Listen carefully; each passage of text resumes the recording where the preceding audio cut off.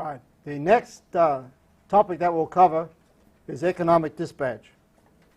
The objectives are for you to be able to describe the relationship between economic dispatch and unit commitment, to describe the heat rate, incremental cost characteristics of generating units, and then describe the principle of equal lambda dispatch, and then describe the actual lambda iteration method for determining an economic dispatch. Basically, what we're looking at is how to calculate the level that you should dispatch each of your generating units at to get the most economic solution. So as background, minute by minute, your production has to meet your demand. As the load changes, you have to be adjusting your generation and what you are buying and selling to meet that load demand. The demand, of course, varies over the day, the week, and the season. Typically, when you come on shift, you will have a load forecast of how the load for your system is going to vary hour by hour for the rest of the day. And then you will use that load forecast to determine how much you should actually dispatch from different generators and how much you buy and sell. In some cases, the transmission network may constrain how much you can bring from remote generation to your load centers, and you have to be aware of that.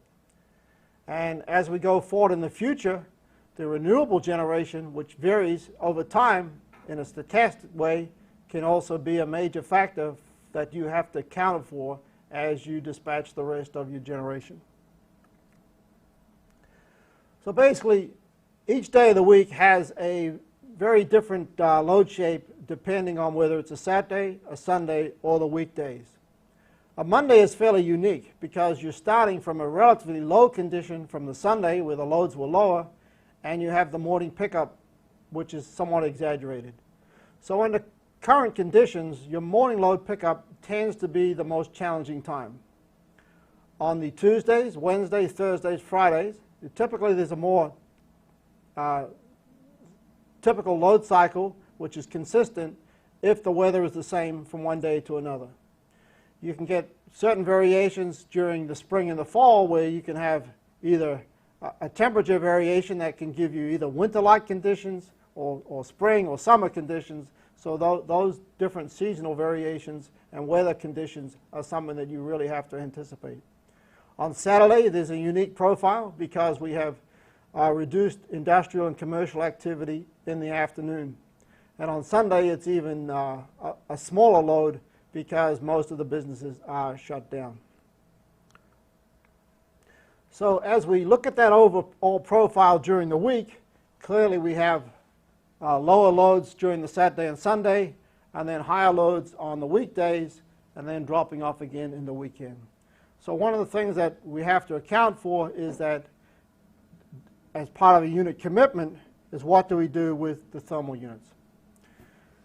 So the unit commitment program will plan each day and typically run out for 168 hours through the 7 days of the week. And the basic goal is to determine which unit should be started and stopped and when to start and stop those units. For your thermal units, the basic decision is, do you cycle it down in the weekend and start it up on the Monday, or do you leave it running? As you cycle it down, you have increased and start it up, you have increased crew time to go through that operation, and you have the losses of energy to actually take care of the startup. So you're incurring a penalty for the shutdown and startup, and you have to weigh that across the fact that if you were to run that unit right through the weekend, there's a possibility that you couldn't meet your minimum load conditions. So those are the types of decisions that you have to account for. In most cases, you will be given a schedule from those from your generation planning department and be asked to actually implement the real-time variations on top of that. So the unit commitment is not something that you as a system operator or balancing operator have to run yourself, but you have to live with the consequences of those schedules and give feedback to those generation planning people if you are running into operating problems. So the unit commitment will clearly take care of the fact that your thermal generation have minimum limits as well as maximum limits. There's a minimum run time. Once you start up a thermal unit, you want to run it for a certain period, usually days, because the plant operators don't want to be going through those expensive startup and shutdown cycles on an unnecessary basis. There has to be a minimum downtime. When the unit comes offline, you have to give it a time for all those systems to cool down before you can start heating them up again. There's a startup cost, there's the fuel operating cost, and one other aspect is, and especially with gas-fired units, there's what's called take or pay contracts. Your operations generation department has basically entered into contracts where you have to pay for that natural gas whether or not you use it. So clearly there's an incentive to always use the entire amount of gas that you've paid for. And then you also have to account on a power plant, if there are multiple units, maybe you only have one shift of operators that can start up and shut down one unit at a time. Now, the economic dispatch program runs based upon the outputs of the unit commitment program. And it dispatches the system minute by minute based upon that schedule from what is actually running. So your steam units have all been committed, and your discretion then is primarily with how much power do you buy and sell, do you start up your gas turbines and combustion turbines, and how do you load your hydro systems. And what's the level of dispatch that you dispatch your own steam generation to. Steam generation is basically, the economics is driven by an input-output curve. So here's the megawatt level, and the output is the millions of BTUs per hour to meet that megawatt output. There is a certain finite amount of energy that has to be, of fuel that has to be burnt just to maintain your auxiliaries. This is the net output. This is the total megawatts coming out at the terminal to the step-up transformer. So basically we're having to take out from the gross output of the machine all the power required to drive the auxiliaries, like the feed water pumps, the blower motors, the coal mills, the elevator, and all that type of auxiliary equipment. Now, the curve obviously slopes upwards, but it is slightly concave. By that I mean it's a you notice that it curves up a little bit from a linear curve. So there's a slight quadratic component to that. And one of the things that really helps as we do economic dispatch is we can simply take that curve, which is done from very detailed testing, and develop this quadratic equation. And that actually makes a lot of the mathematics for optimization greatly simplified. These curves are typically tested from the unit and measured once a year, and they run them under very closely controlled conditions. When you derive these curves, you don't want the unit to be moving around because there will be excess energy accounted for to just take care of those variations. Now, the efficiency curve is what we're all pretty much familiar with as you deal with automobile engines, and is that efficiency is basically the output over the input. We were looking for a high efficiency. So in the most ideal case, you would have a zero loss system, and so the energy out would be equal to the energy in. And theoretically, when we deal with conversion of heat to electricity, 100% efficiency would be an output of 1 megawatt hour for 3.3 million BTUs of heat in. Of course, in a real system, we can't get close to that. With steam units, we can be up to around 38% efficiency, as shown here. And so the efficiency, as we covered before, for steam units is typically they're designed so that they peak just prior to their maximum output. And then we have a much lower efficiency at the lower loads because we're driving those auxiliaries, and as we mentioned earlier, we're providing excess air through the system. So here we have a couple of units from the PowerCo system, which you'll get to use with the simulator. So the Crawford 1 and 2 units, they are 400 megawatts, and we see them peaking in efficiency just prior to their maximum output. And then the Homer unit is 600 megawatts, and it's peaking just prior to the 600. Now, this is a rather odd-shaped curve to deal with mathematically, so we go through a couple of iterations. the net heat rate curve is the one that is predominantly used by power system operators and power production people. You don't typically hear them talking about unit efficiency. So you will actually, so what we basically do is we take the efficiency curve and invert it. And in this particular case, the net heat rate curve is the input divided by the output, not the output divided by the input. And so we want a minimum net heat rate is the maximum efficiency. So and you'll hear power system production people and operators simply talk about unit net heat rates as like an 8.5 or a 9 or a 10 or a 12. So if they're talking about an 8, you know that that's a really efficient unit compared to like a 10 or a 12. And that is basically, the 8 would be 8 million BTUs for every megawatt hour of output. Now, so an efficiency of, so a net heat rate of 3.4, which would be very low, would be 100% efficiency. And so again, we've talked about combined cycle units getting close to 50% efficiency or even somewhat more. So it's very simple. A combined cycle unit at 50% efficiency will be simply twice the net heat rate of the 3.4. So that would be like a 6.8.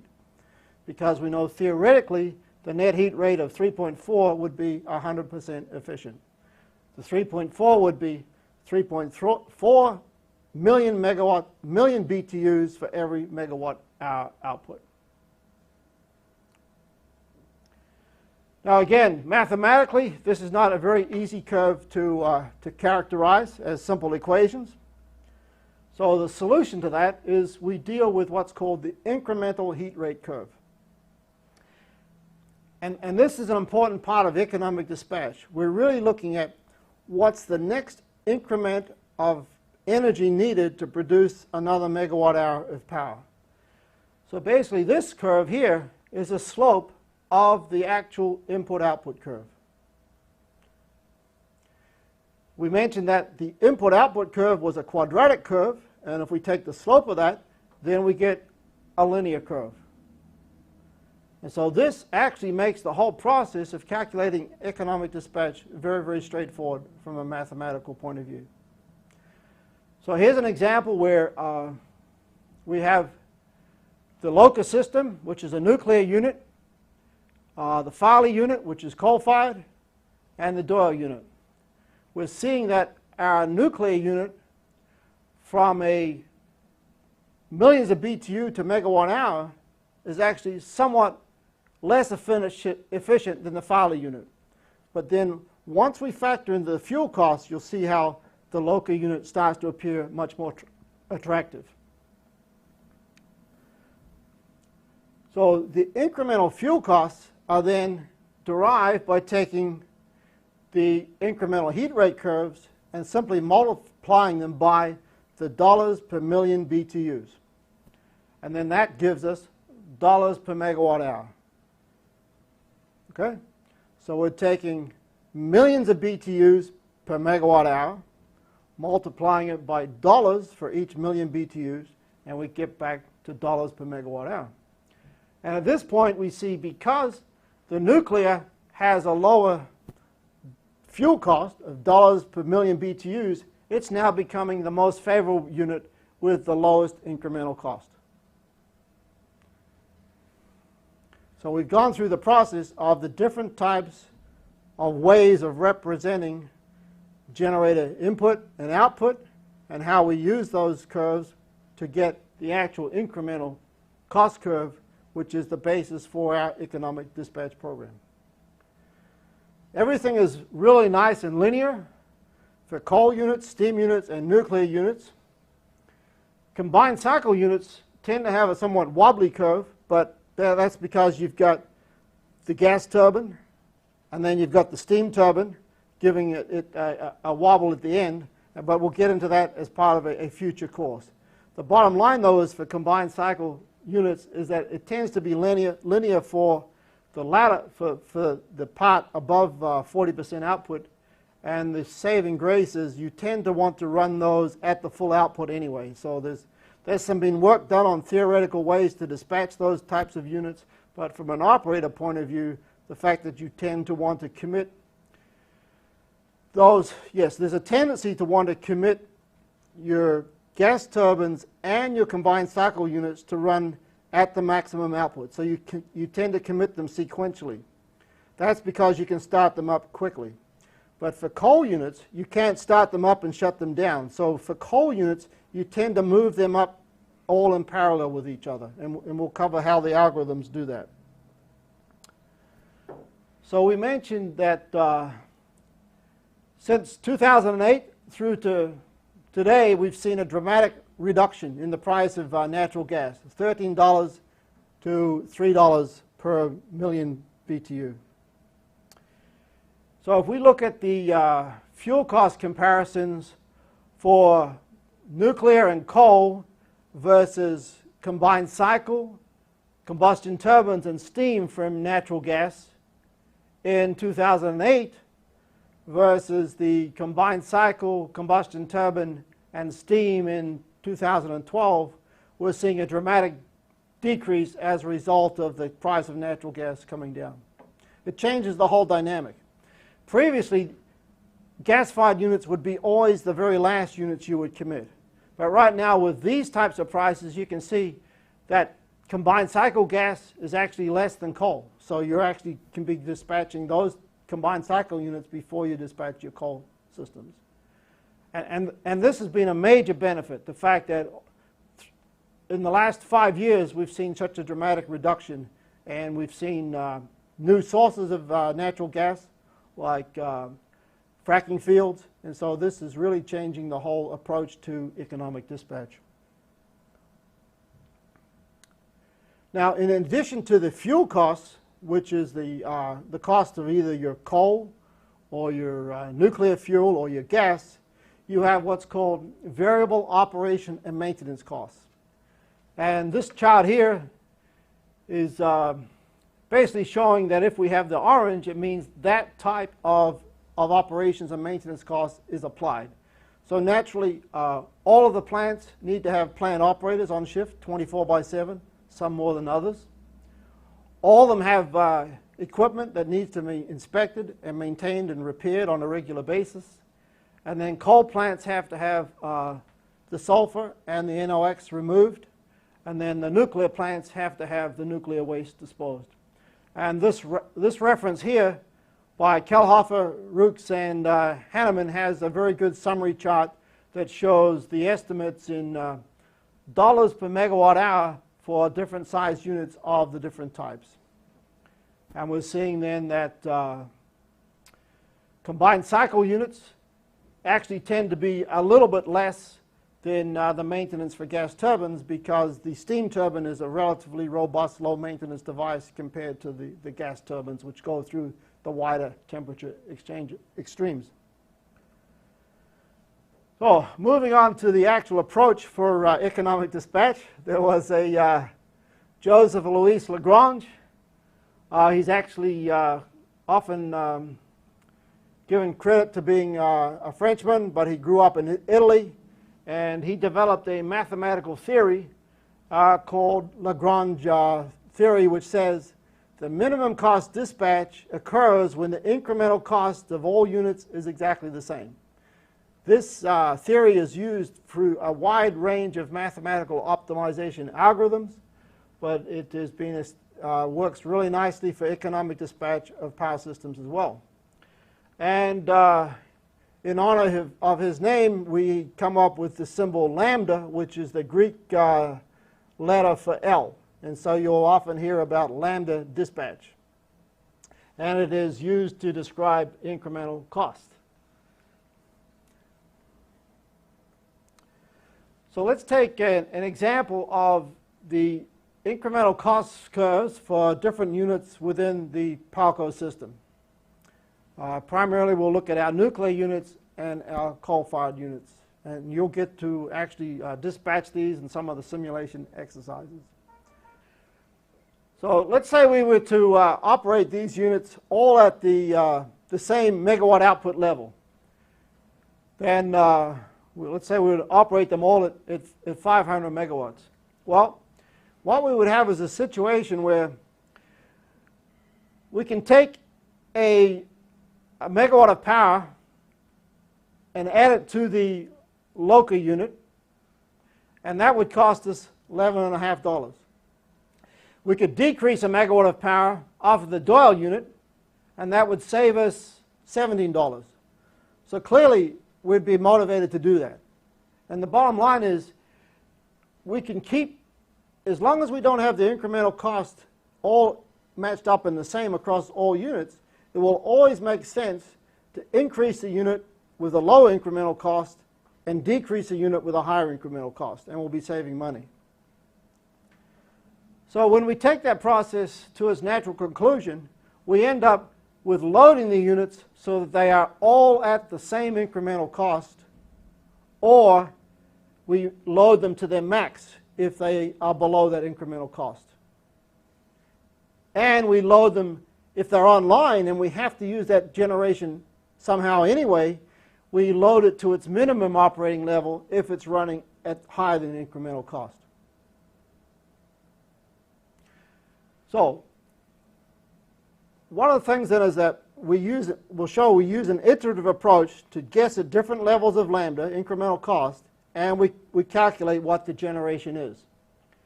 Now, given a specified value of incremental cost, let's say it's 16 in this case, let's say that's our current guess, and we want to say, what's our generation? Well, we can run an interpolation. This is a linear curve,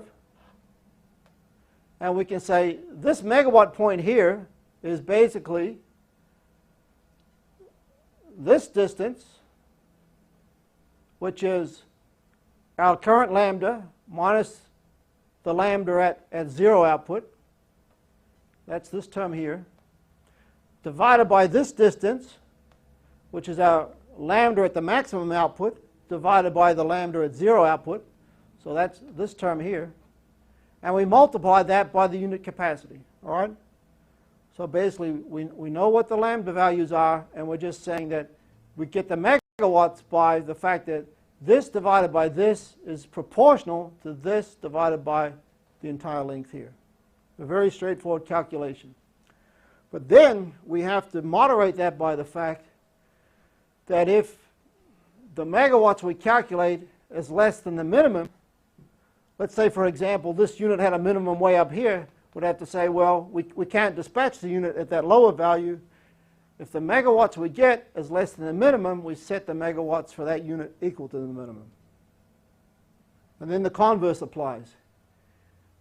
In this particular case, this calculation here for nuclear, for local, is going to give us an output way over where these two curves intersect. So in that particular case, our megawatt value would be much greater than the maximum, so we say we set the megawatt equal to the maximum. And when you get into the code, if you so desire, you'll just see those equations are really the heart of the economic dispatch program. Very straightforward, simple calculation. Now, when we start out with, we're not sure where our lambda value has to be equal to. And so we really just come up with a simple search mechanism. It's called, mathematically they call it a Fibonacci search, is that you basically take a set interval, and in here we've said, look, let's set our lower value to 0 and our upper value to 20. You halve that interval on your first iteration, you take a value of 10, and you do your megawatt calculation. Well, in this case, we'll set it to 10, we do our megawatt calculation, and our output will be, it'll be 0, because we're not actually crossing any units. So the first time around we say we've got 0 megawatts, well, I better select a higher value. So then I halve the interval between the 10 and the 20, and I'll get 15, and then I run my dispatch. And then in that particular case, clearly I'll load local up all the way, and I'll barely get any generation out of Farley. So I then say, whoops, that was too low again, so I then halve my interval to 17.5. I take the difference between the 15 and the 20, and I run a dispatch at this level. And then in this particular case, I'll get too much generation. And so I then have between here and here. And so I just keep on going, and then if I do that, say, 20 times, by the time I've done, I've really narrowed down to a very small difference.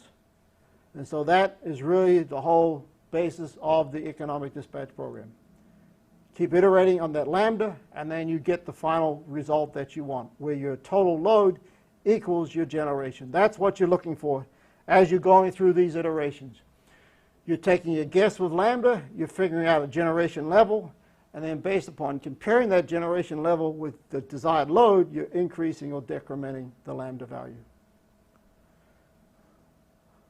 So that has gone from the basic approach to how you derive the incremental cost curves and how you use those curves to do the dispatch across your units.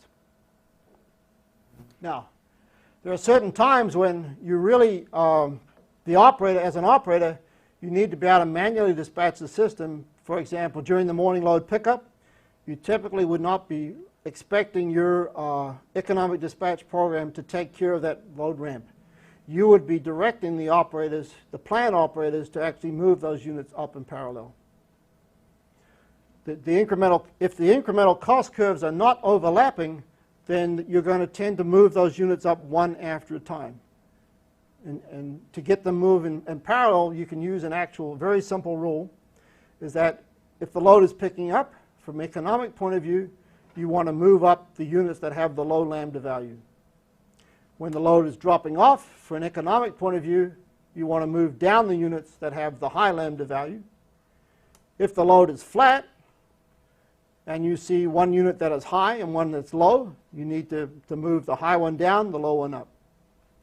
And what's important is they talk about the operator tracking the unit that is actually in lambda. In other words, it's the unit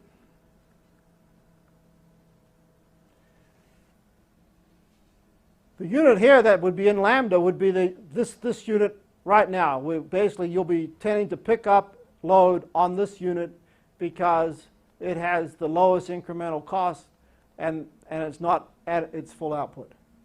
And so if you're able to track that unit and track that value, you can make some very quick and straightforward buying decisions. If someone is offering to sell you power at less than your unit that is in lambda, you can buy it. If someone was offering to buy your power and they're willing to pay more than your unit in lambda, then you can make that sale. So let's just review the objectives. We've described the relationship between the unit commitment, which provides the startup and shutdown schedule for your generation, including your coal plants. We've described the relationship of economic dispatch, which is looking at what units are available online as far as the steam units, and then you're deciding how to load those units at the most economic level, and you're also deciding to start up and shut down your cycling units like your gas turbines. We've described the basic simple principle of equal lambda dispatch due to Lagrange, and then we've described how that principle can be used within the internals of an economic dispatch program. And so now you'll go to some exercises where you'll actually run some systems on the Power and Light system with the economic dispatch program. Thank you.